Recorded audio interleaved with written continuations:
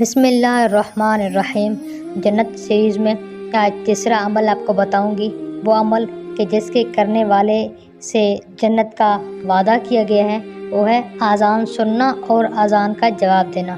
تیسرا عمل یہ ہے کہ آپ جب بھی اذان کی آواز سنیں تو جن الفاظ میں مؤذن اذان دے رہا ہو، آپ اس اذان کے ہر فقرے کے بعد اسی طرح کا فقرہ پڑھتی رہیں۔ اس کو اذان کا جواب کہتے ہیں۔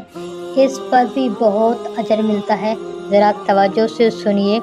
رسول اللہ صلی اللہ علیہ وسلم کا ارشاد ہے، جب مؤذن اللہ اکبر کہے تو تم بھی اس کے جواب میں اللہ اکبر کہو۔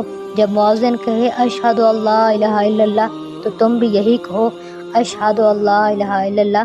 جب مؤذن کہے اشہد ان محمد رسول اللہ تو تم بھی یہی کہو، اشہد ان محمد رسول اللہ۔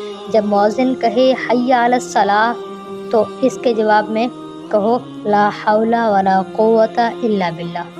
پھر جب مؤذن کہے حی علی الفلاح تو اس کے جواب میں بھی کہیں لا حول ولا قوت الا باللہ۔ پھر جب مؤذن اللہ اکبر کہے تو تم بھی اس کے جواب میں اللہ اکبر کہو۔ پھر جب مؤذن کہے لا الہ الا اللہ تو تم بھی دل کی توجہ کے ساتھ کہو لا الہ الا اللہ۔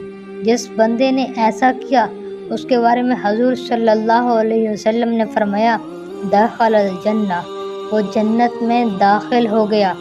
اب دیکھیں کتنے واضح الفاظ میں اللہ کے پیارے حبیب صلی اللہ علیہ وسلم فرماتے ہیں کہ اذان کا جواب دینے والے بندے کے لیے اللہ تعالی جنت کا فیصلہ فرما دیتے ہیں۔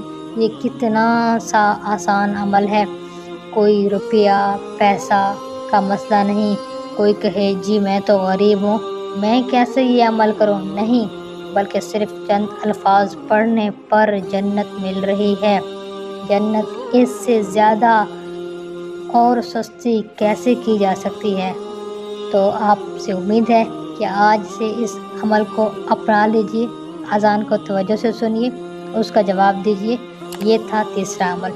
امید کرتی ہوں میری باتیں آپ کو پسند آئی ہوں گی، مجھے دعاؤں میں یاد رکھیے گا۔